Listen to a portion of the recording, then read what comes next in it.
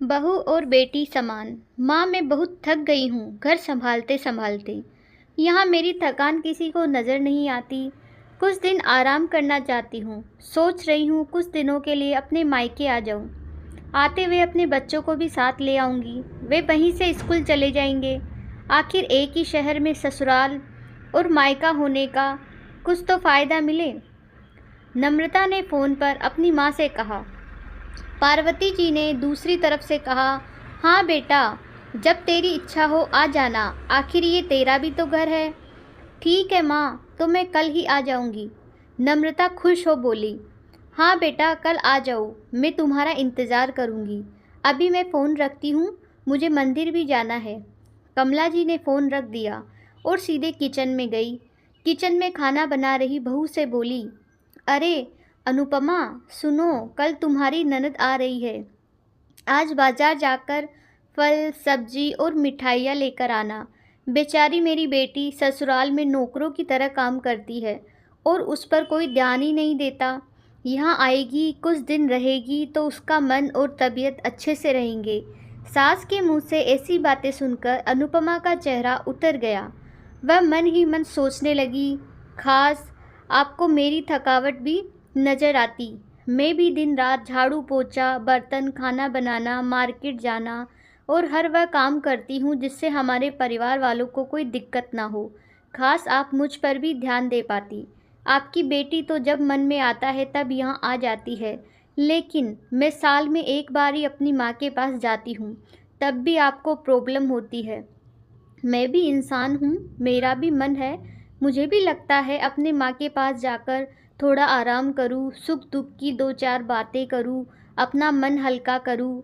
भगवान, अब तुम ही कुछ करो ताकि मेरी सास की आंखें खुले और उसे मेरी थकावट भी नज़र आए। शाम तक भगवान ने जैसे अनुपमा की सुन ली और उसकी ननद का फ़ोन आया। ननद ने अपनी माँ से कहा कि उसकी सास ने उसे मायके आने के लिए मना कर दिया है, इसीलिए इस बार वो नहीं आ सकती। पार्वती जी बोली, ऐसे कैसे मना कर दिया? पहले तो कभी तुम्हें आने के लिए नहीं रोकती थी, इस बार भला क्या हो गया? लाओ मेरी बात कराओ, उससे मैं समझती हूँ। नम्रता ने फ़ोन अपनी सास के पास दिया। पार्वती जी ने कहा, नमस्कार समधन जी, आपसे कुछ कहना था। समधन जी ने कहा, कहिए। दरअसल नम्रता कल त्योहार है, इसलिए अपने मायके आना चाहती है। अगर आप उसे भेज दे तो अच्छा रहेगा। नम्रता की सास ने कहा, देखिए समधन जी, आपकी बेटी मायके जाकर रहे, इस बात के लिए हमें उसे कभी नहीं रोका और इस बात से हमें कोई प्रॉब्लम भी नहीं। कुछ दिनों पहले मैं अपने रिश्तेदार की शादी में गई थी। वहाँ आपकी बहू अनुपमा की माताजी से मिलने का मौका मिला। उनसे गपशप करने के दौरान उनकी बातों से पता चला कि आप अनुपमा को साल में एक ही बार अपने मायके जाने को मिलता है और वह भी बहुत कम समय के लिए। मुझे लगता है आपको पहले अनुपमा को उसके मायके भेज देना चाहिए और वह जब मायके होकर आ जाएगी तो मैं नम्रता को आपके पास भेज दूंगी। एक बहुत ज़रूरी बात जो मुझे लगता है कि आपको समझ लेनी चाहिए कि आपको अपनी बहू को भी बेटी की तरह या बेटी से भी ज़्यादा प्यार देना चाहिए। उसे भी मायके जाने की इच्छा होती होगी। हो सकता है नम्रता के वहाँ आने से उसकी आवभगत करने के लिए आप उसे उसके मायके नहीं भेजती होगी, या फिर वह आपसे कुछ कहने से अभी डरती हो। अगर आप उसको घर में ही कैद रखेंगी तो एक दिन ऐसा आएगा जब वह आपके खिलाफ बोलने लगेगी, फिर वह आपकी सुनेगी भी नहीं और जब चाहे अपने मायके जाएगी। ऐसी परिस्थिति आए, इससे अच्छा है कि आप भी कुछ बदलाव अमल में ले आए जिससे आपका रिश्ता और रिश्ते की मिठास खराब ना हो। पार्वती को अपने समधन के हर एक शब्द में सच्चाई नजर आई। उन्हें महसूस हुआ कि उन्होंने अपनी बेटी के प्यार में अंधे होकर कभी भी अपनी बहू के मन का विचार नहीं किया। उन्होंने हमेशा ही अपनी बेटी को अपनी बहू से ऊपर रखा।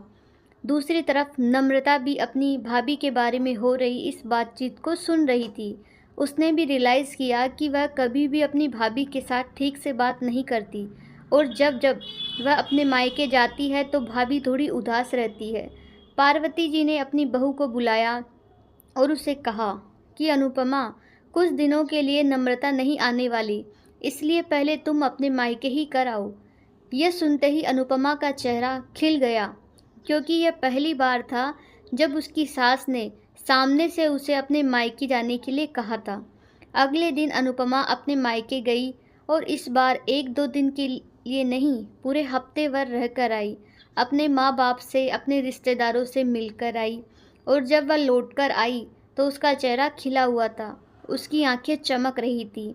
अनुपमा के आने के बाद नम्रता भी अपने मायके आई, और इस बार वो खुद सामने से अपनी भाभी से खुशी खुशी मिली और अच्छे से बात की। नम्रता ने अपनी माँ से बात करके उन्हें भी अच्छे से समझने में मदद की कि वह कहीं ना कहीं अनुपमा के साथ गलत व्यवहार कर रही थी। दूसरी तरफ अनुपमा अपने ससुराल वालों के बदले रवैये से बहुत खुश थी।